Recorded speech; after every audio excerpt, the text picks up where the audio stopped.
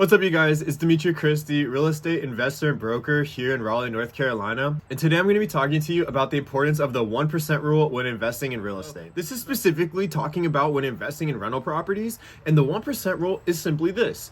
It is a rule that states, as an investor investing in a rental property, you should target your monthly rents being 1% of your actual sales price, your purchase price. Make sure to give this video a thumbs up and subscribe to my channel if you want more information on real estate, investing, buying, selling. Let's say you buy a house for $100,000. You want the rents to be at minimum $1,000 per month, $200,000, $2,000 per month, and so on and so forth. Now, this is a general rule when overall analyzing properties, and oftentimes I personally find that the 1% rule is not enough. I really shoot for a 2% rule. The higher you can go, the better. This is why.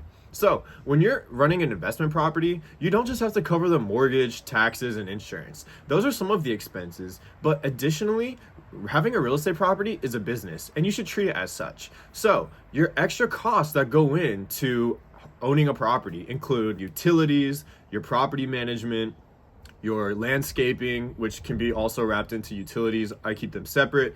And then additionally, vacancy and your maintenance costs. So those are some costs that you need to associate with your rental property, and not just believe in the fact that if you can cover your mortgage, you're going to do well on an investment property. That's just not the case. So this is the important reason that you want to shoot for above 1% rule, because oftentimes the expenses exceed 1% of your sales price, especially in today's market.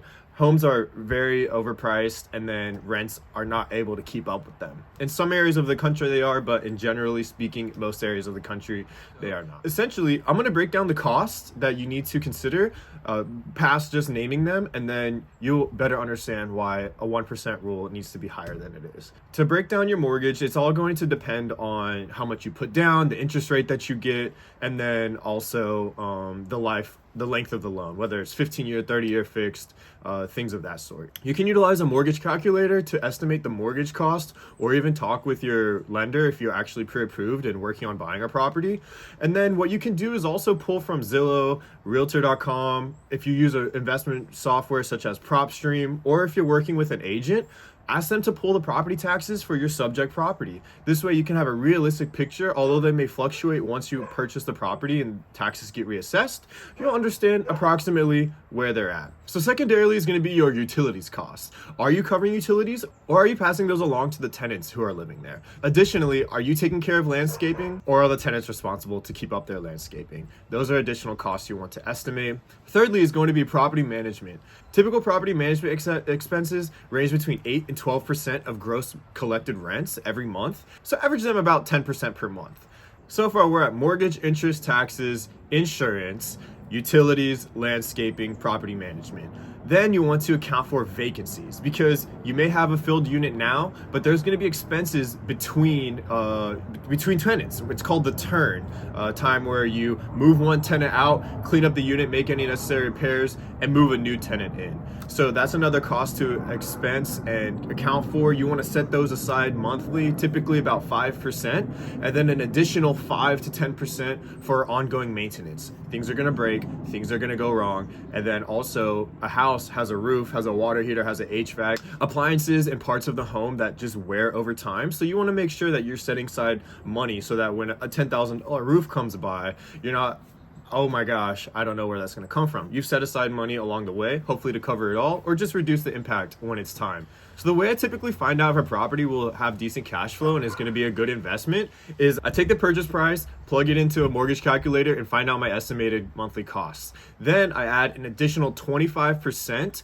of the rents.